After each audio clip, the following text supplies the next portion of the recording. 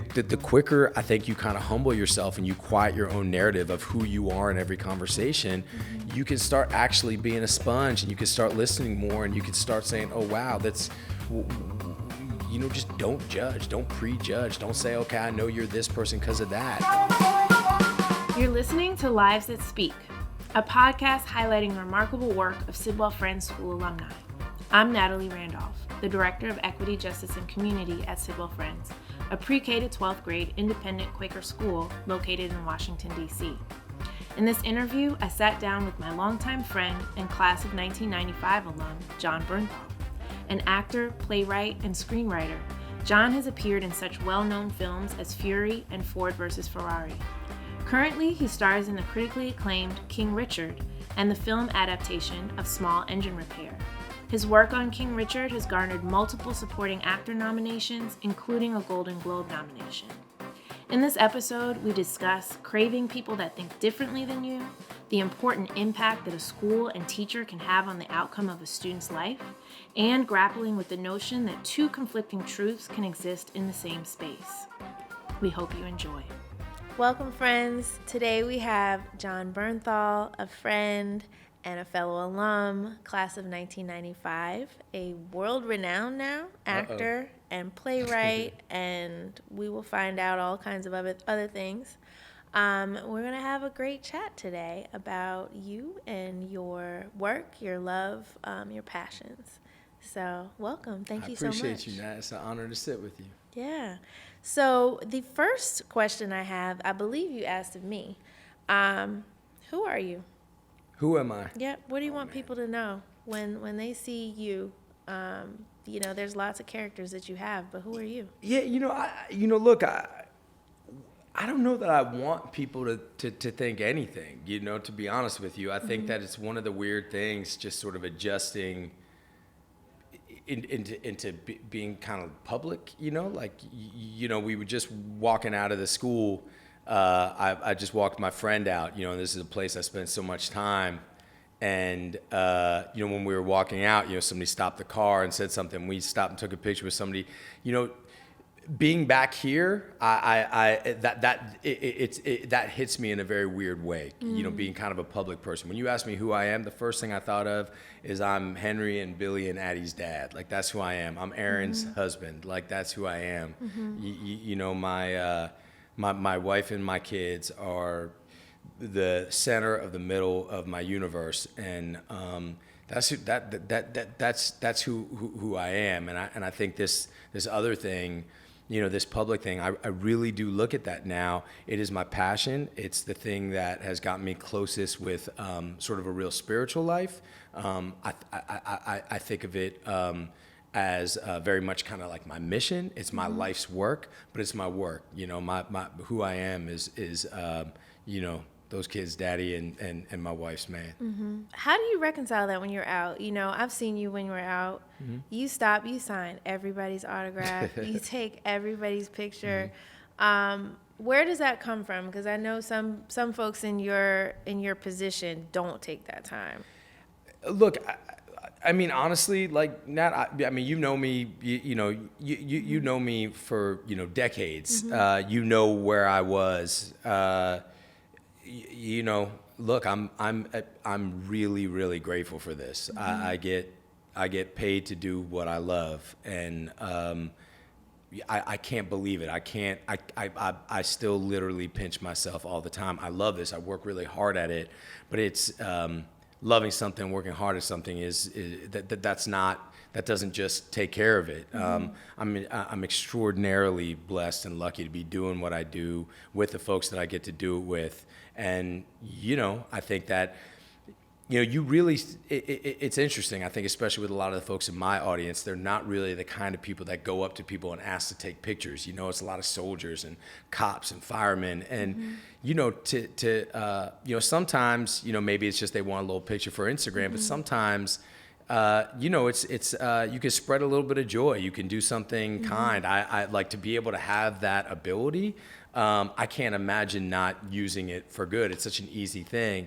When I was a little boy, I went to summer camp up in New Hampshire, And I remember my dad picked me up, and we were driving back, and we stopped at a diner in Massachusetts. On the way home, I was eating my cheeseburger, my French fries, and my Coke. And I remember looking, and I said, Daddy, that's Robert Parrish right there. And it was a real life Robert Parrish right there in that restaurant. I said, Dad, I got to go get an autograph. My dad said, man, just sit down. Do not bother that man while he's eating. That's Robert Parrish. And I couldn't stop staring at him. I'd seen him on TV. I'd never met a celebrity before. Mm-hmm. And my dad said when he was finished eating, I could take one of those drink coasters and I could go over to him and I could ask him for an autograph. So there I was, I was 9 years old, and I took the little drink coaster. I asked the waitress for a pen. I walked over to him. I said, excuse me, Mr. Parrish, but may I please have your autograph? And he looked at me and he stared right at me. He said, go away, kid, just like that. And that just, it like crushed me. Mm-hmm. And I think when you go up to someone, you are kind of putting yourself out there a little bit. Mm-hmm. There is this little risk of rejection. I think in this world, more and more, we're hiding behind screens. So much of our interactions are, cloaked and masked, and we're doing it as a distance. And there's so little sort of like in real life contact, especially with strangers. And I'm a big, big supporter of in real life contact. Like, I just think that, chemistry and conversation and connection, especially with strangers, it's like the fruit of life, mm-hmm. And I think it's a key to being happy, to be able to go into a place, not know people, and not know who you're going to meet, and be willing and open to meet somebody. And so I will never say no to that. That's awesome. And, we've known each other. I've known you since at least, 8 or 10, like mm-hmm. whatever. A lot of folks here know you, your friends from Sidwell. We mm-hmm. all have had our friends for 30 plus years. And I'm not sure any of us we can go downstairs and check the yearbook and what would you have been doing at this point in our lives? Like, how acting, like, I didn't see it, but you were older than me. Did any of your friends, Dougie, Garrett, all of them, like, did they see this coming? Did you see this coming? How did this come? I don't know that they saw it. I don't know that anybody, saw it coming. There was no sort of like master plan that and I think that that's sort of what I was saying before about sort mm-hmm. of the gratitude and look, what I will tell you is, when and it's just sort of the power of being a wonderful teacher, or the power of being a wonderful coach. I remember, some of the folks at this school, teachers, coaches, security folks, people on buildings and grounds, they're people that I've made connections with. I think of Coach Gold, I think of, Mr. Tonkin, I think of, Mamadou. I think of these people that had huge impacts on me. When I went to school, I met this theater teacher, Alma Becker, and, this woman she just blew my life wide open. Mm-hmm. I was getting in a lot of trouble. I was really lost. It's at Skidmore, yeah. Mm-hmm. And I wound up in her class. I went there to play baseball. I wound up in her class, honestly by accident. And she really saw something in me. And when an adult believes in you, especially if for a long time you've sort of felt like the rejection of adults, or you felt, it's very easy, I think, for a kid to kind of fall into a narrative. That's why I always tell my kids, like, don't let anybody tell you who you are, mm-hmm. And she believed in me. She saw something in me. She was the woman that, cast me really in my first real play. And I remember after I did that play, I went back and I sat with my Sidwell friends. We all lived together after my freshman year in college at the beach. And I remember sitting with Greg Zumas and Dougie Thornell and telling them, like, guys, this is it for me. I know this is what I'm going to do. This is what I'm going to do, and I can do this. And I'm never going to stop. And, through her, I ended up moving to Russia and studying over there. Through her, she married my wife and I. I mean, this teacher really, really changed the course of my life. I have her name tattooed right here. She really saved my life in a lot of ways. And, but as far as like seeing where I'm at now, for me, it's really just been about the love of doing it. And for me, success in this business is really just about being invited back. That's mm-hmm. all it is. Can you keep doing? That's all I think about. Am I going to get another swing at that plate? I got to mm-hmm. be good enough to get invited back to the party. Yeah. You love acting. Mm-hmm. What is it about acting that you love? Ooh, that's a good question, Nat. I mean, I think the first thing that pops in my head when I say that is I love the danger of it. There's something I like to call reckless abandonment. There was a type of energy that I tapped into when I was young that got me in a lot of trouble. I love pushing the envelope. I love flirting with danger. I love going places that I wasn't supposed to go. Unfortunately, that led me into a lot of places I didn't want to be, and that it had a real toll on my life. It caused pain to me, caused pain to others, caused pain to my family, but I was good at it. I was good at getting in trouble. I've always been good at getting in trouble. When I found acting and I started doing it, I found that same energy, if I tapped into it, risk-taking, doing the thing that nobody else would, challenging everyone in the room, really trying to flirt with danger, I could use it in such a positive way, telling stories, something that we've been doing, from the beginning of time. I love that. I love being in a scene, not knowing where it's gonna go. The potential of it falling apart, the potential of it being terrible, the risk, the potential of it could grow and be anything in this world. And the times that I felt best in my work are the times when there's a real electricity on set or on stage or even on the written page where I'm challenging myself again to go to a place that's dangerous, that's provocative, that's scary. I think if you can find that in your work, if you can find ways to completely humble yourself and scare yourself and push yourself, look, it's like being a father, it's a job you're never gonna just lick. Like you're never just gonna be like, yeah, I got that. Like you can always get better. You're always gonna fail. You're always gonna screw up. But it's just this series of admitting and of saying, okay, I didn't get it that time. Let me try this. Let me try this. This series of failures and attempts. That's really this journey, this beautiful journey, and I love it. It's the two things I love the most in the world: acting and being a father. Yeah, and I'm imagining, like when you were talking, the danger of it and the like unpredictability, that tense, that anxiety is happening during the process. What about when it's finished and you get to see it? It's funny because my first love, without a doubt, is theater. That's the thing I love the most. And, there is no feeling to me more terrifying than that moment right before you're going to get on stage. It's exhilaration, it's fear, it's terror. There is a palpable chance you're about to go out there and it's just not going to happen. You know what I mean? And I love that. I love that. Once you get out there and you're doing it, a lot of the time for me, then it's it's athletic. It's playing a game. You're in your zone. You're playing your instrument. You're performing, and it's a joy. But when it's over, it's over. And for me, now that so much of my work is captured by a camera and then shot out into the world by some medium or another. For me, I really don't watch what I do. I have no interest in it. It's only an exercise in disappointment and frustration because I know what I see. I know what I experienced. I know the story I was trying to tell with my collaborators and my partners. But look, it's a really manipulated art. A lot of times with people, with art, with processes, the best thing about somebody you love is very close cousin to the worst thing.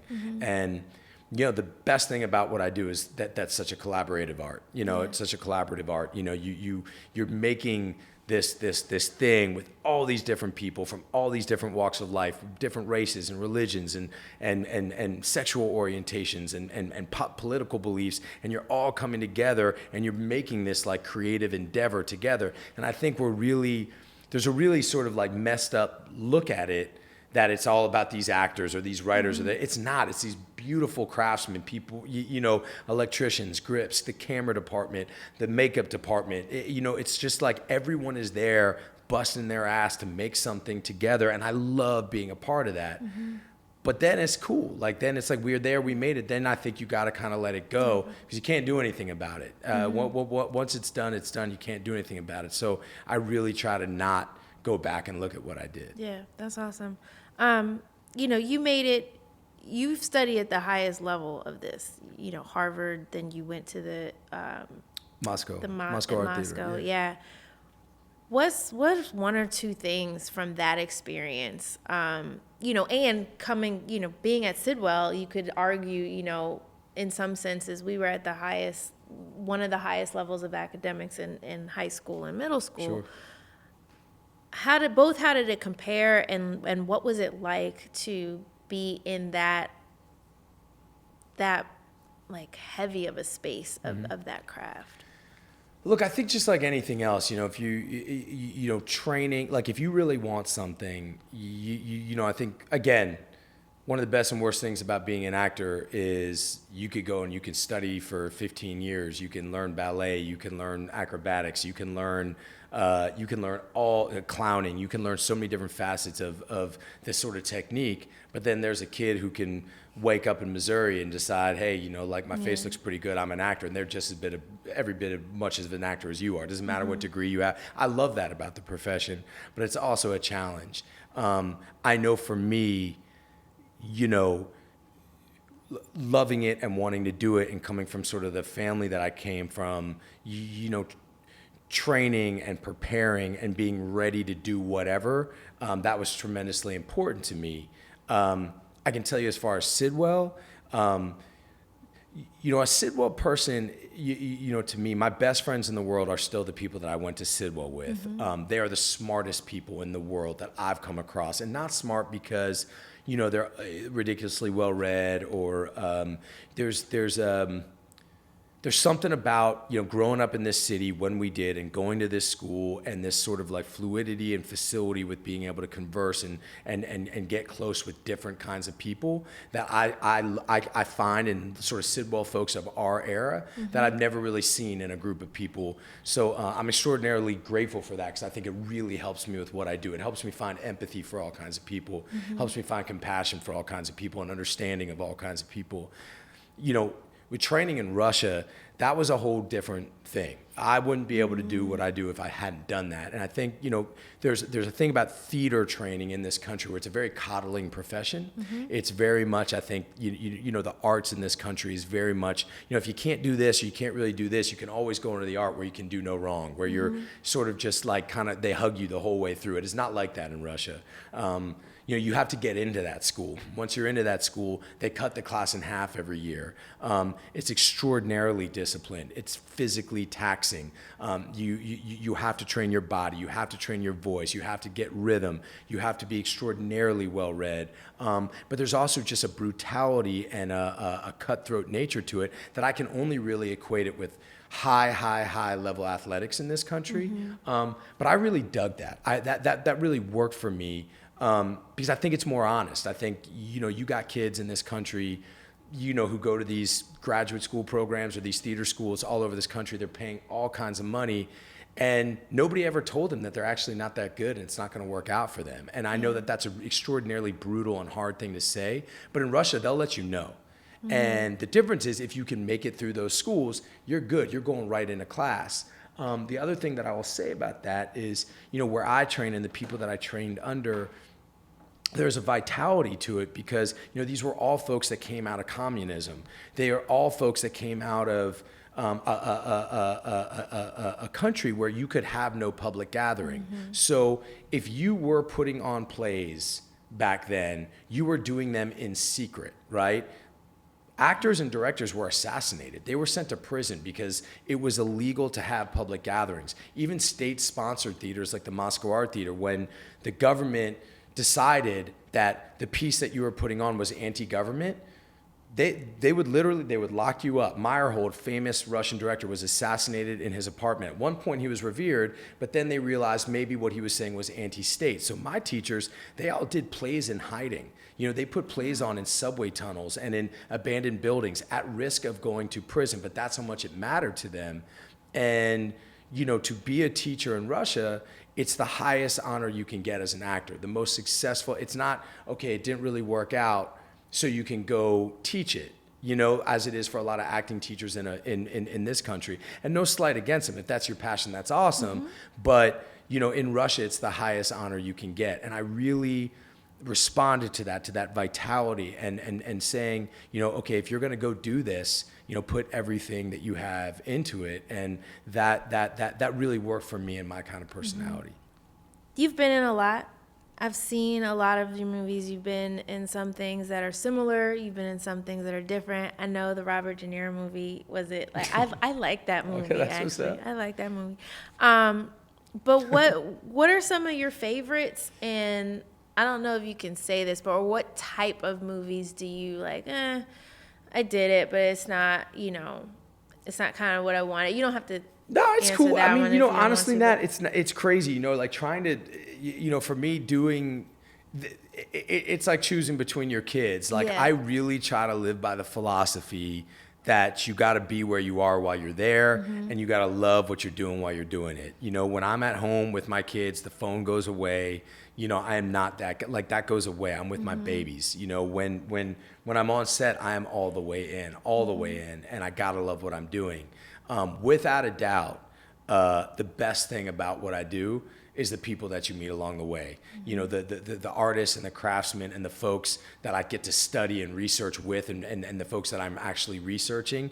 I make these unbelievably beautiful, intense, intimate, lifelong friendships.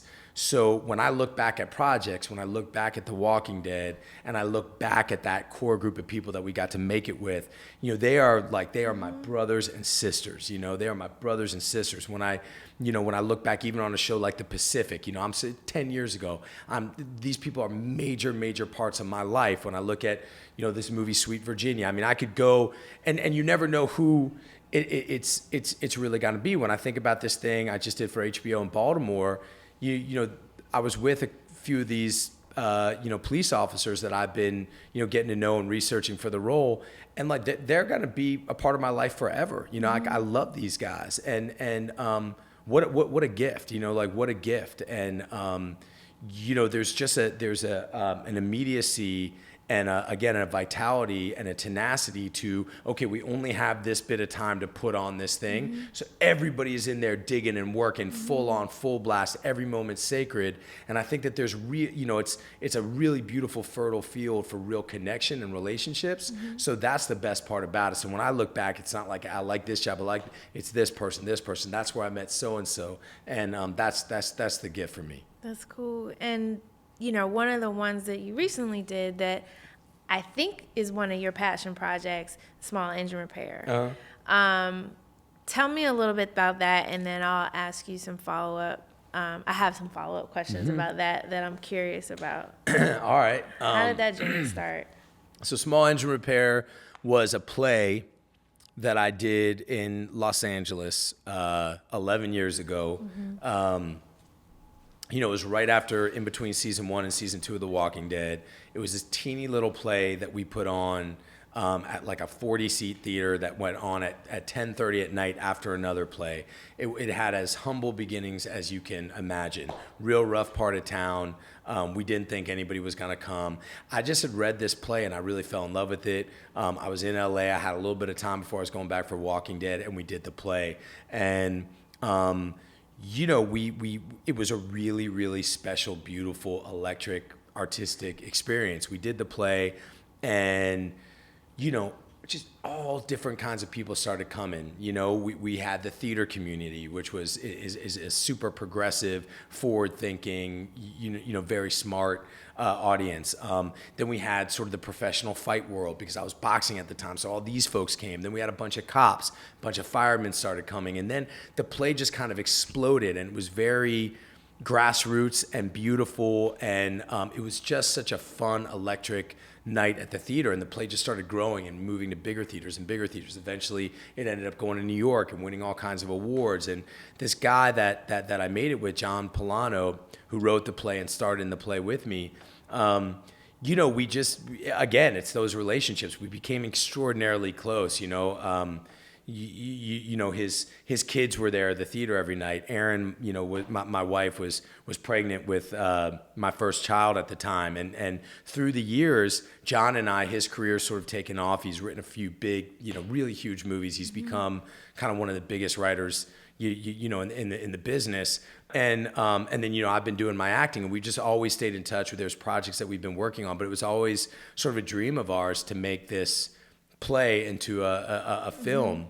And we finally did it. And making an independent film free from a studio, you hear about it all the time. It's just very difficult. Yeah. There's no money. You got to call in a lot of favors. But we did it, and we sold it, and it was released, and it made money, and it was a really beautiful experience. I'm really grateful that we did it. How long did it take to shoot it? That film. Probably not long.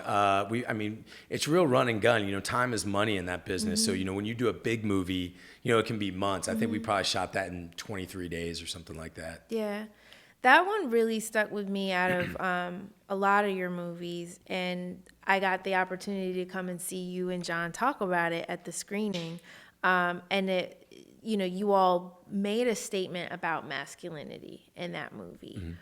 What was the statement that you wanted to make, and why did you think that was so important to make that statement about masculinity? Well, it's interesting because when we first did the play, it was it was 10 years ago, mm-hmm. right? So the world was different, and it was a lot of the conversations around masculinity were different. I think that, you had this sort of group of guys that you don't really see that much, movies being made about these kinds of guys. And I think it sort of explored, I think it did sort of the best thing that art can do, which is like really hold a mirror up to society and make you ask questions and make you look at yourself and your own behavior and ask yourself, have I been complicit in some of these things? Because that's what's happening to these characters. Mm-hmm. They're laughing and they're joking and they're saying things that, guys say, that all guys have sort of played a role in saying it, but they don't realize who they're actually talking about. And then the sort of the dangers of that, and that being taken to a level far greater than what they sort of thought that they were being complicit in, mm-hmm. is revealed in the piece. And I think that it really just kind of explores what I loved always about the piece is it doesn't sort of spoon feed and tell you, okay, this guy's right, this guy's wrong, we want you to think this. It's not. But I do think it makes you ask these questions, and I think it's forcing you to sort of engage in a kind of behavior. It's forcing you to kind of like laugh and go along on this ride, but then it serves as this Trojan horse. Be like, no, you see what you just did there? You see that thing you're laughing at? Well, look at what that could lead to. Look at what that could do. And now that there's been so much sort of like national and worldwide conversation about so many of these issues, we're so much further down the line. It's funny, there was such a sensitivity to that film. There's such a sensitivity, but people say, I don't know if you can release this. And I don't know. It brings up such an important question, I think, about art, about intentionality. Mm-hmm. What are you trying to do? I know who John is. I know what's important to him. I know what kind of man he is. I know what kind of father he is, what kind of husband he is, and what kind of young woman he's helping to raise. And I believe it. I believed always and still believe in his intentionality with that piece. And I think, art has to be controversial if you want it to make a change, if you want it to, make you, to ask those hard questions. And I think the piece really does. Yeah. What your other passion piece about this community in Louisiana? Talk a little bit about that and what drew you to that, and what do you hope to, like with Small Engine Repair, get people to question, or what complexity do you wish to add to the world? Oh man, look, that's huge. I mean, listen, the Bottoms, Ledbetter Heights in Shreveport, Louisiana, the folks from that community, they're my heart. They're family to me. Been going down there for the last 10 years. I'm enormously grateful. Their story to me is sacred. The fact that they've trusted me to tell their story is something that I cherish, and I'm sort of steadfast in my treating that story with the respect it deserves, and to tell that story authentically and truthfully. It's a story about folks who often I feel like are misrepresented. It's a story about folks whose very community that they built and they love got stolen from them. look, I think that there's something inherent for me, growing up here in this city, and in a lot of ways, even going to this school where I was. I think growing up, no matter what, at some point there's going to be some sort of loss of innocence. I very much feel like I faced real hypocrisy, and it had a deep impact on who I am, what I care about, what I believe, and the kind of artist that I want to be. I'm headed to Shreveport, literally after this, interview. There is so much grace and beauty and love and kindness and wisdom down there in that community, that for so many years, these kinds of communities are only portrayed in a very, very certain way. And look, I think I don't want to tell too much about the piece, but what I will say is, overall, I think that the drug war in this country, I feel like we've had sort of two approaches to it. We've either said that no matter which way the pendulum swings, we've either said these neighborhoods just don't exist, we're not going to pay attention to them, we're just going to leave them and just not focus on them, or we're going to hit these neighborhoods with the biggest, hardest, bluntest hammer that we can and just crush it. And both approaches lead you to the same place. Both approaches are equally futile. Both approaches are completely devoid of compassion and empathy. And both approaches completely ignore the fact that, when you have an issue, you have to support it. You have to nurture it. You have to show care. You have to medicate. You have to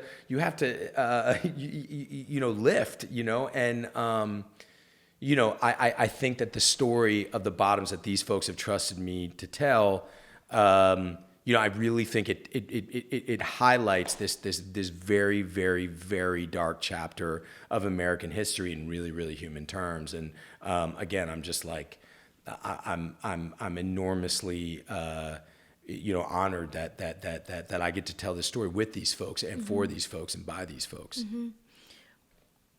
This one, and the people you met at this with this project, the people that you met along the way, you talked about your audience, and the folks that tend to follow you and really that some of your work resonates with. Talk about that. How would you characterize your general audience? And I know it's important to you. Can you talk a little bit about why? What I love about my audience is that it's wide ranging, that it's all kinds of folks. And I will never, I just think in this country right now, you talk about, masculinity, you talk about patriotism or just discourse period. I just think right now in this country, conversations are being led by people at the polls. Yeah. They're being led by people who have the loudest voice, who want to wave their flag as hard as they can, but who have no experience with anybody else who are different than them. And everybody just they're so rigid in their views.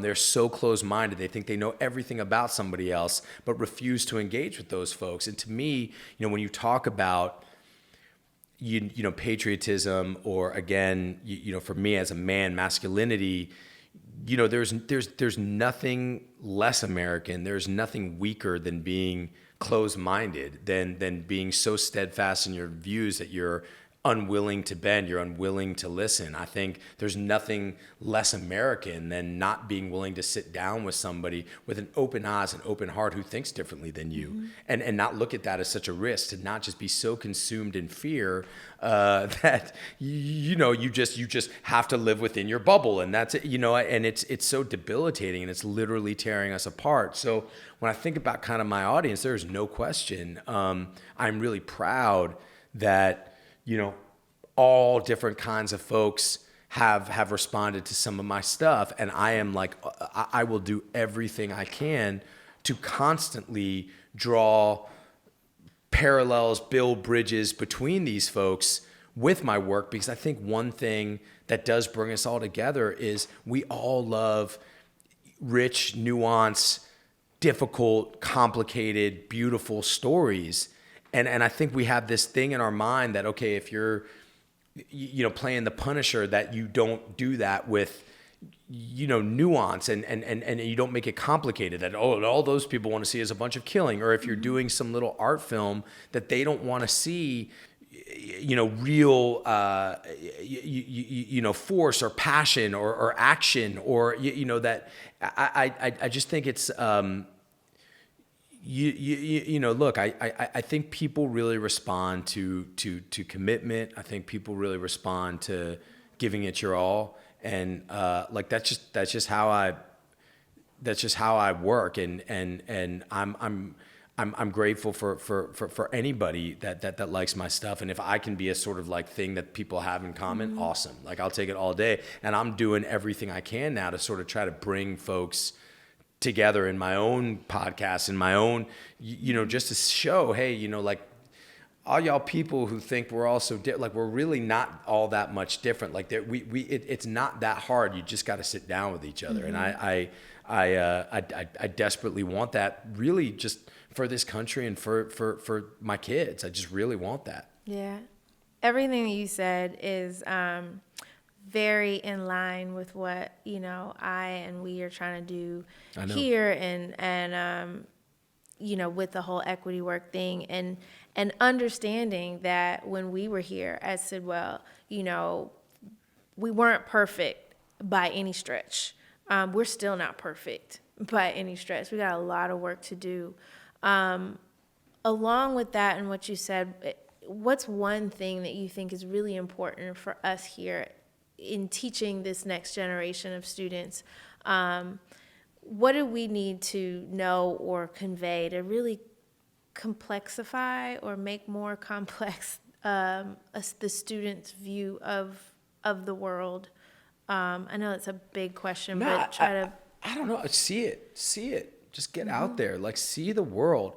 And, like, listen more, talk less. Like, just because you went to Sidwell, you don't have all the answers. You don't. And, like, you can. There are people in this city that you might think you have. You are more educated than, or you are more enlightened than. And you just gotta let, like, that is some straight. Like, I am telling you, that is some straight nonsense. You have a skill set. You are extremely blessed. And I'm not saying that going to this school is not an absolute blessing, but there is wisdom to be gained by everyone. Everyone has a story to tell. There is something to be gained by every interaction. If you just open your heart, you open up your ears to people.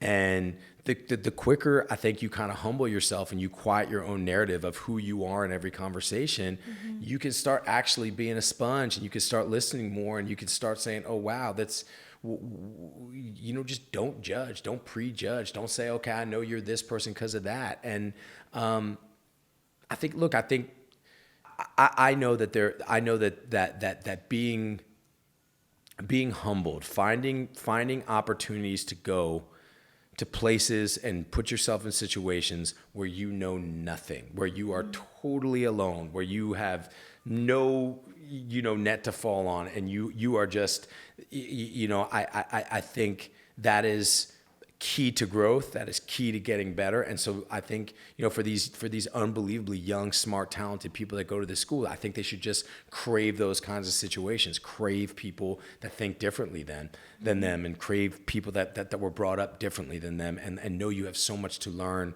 from them, and you'll have so much to offer back, but yeah, I mean, I guess that's what I'd say. Yeah. And now I'm going to end kind of where I started. I asked you who you are, and then we've got this up here, let your life speak. That's kind of our thing now. Yeah. It's our Quaker philosophy of leading with your life and leading in the light.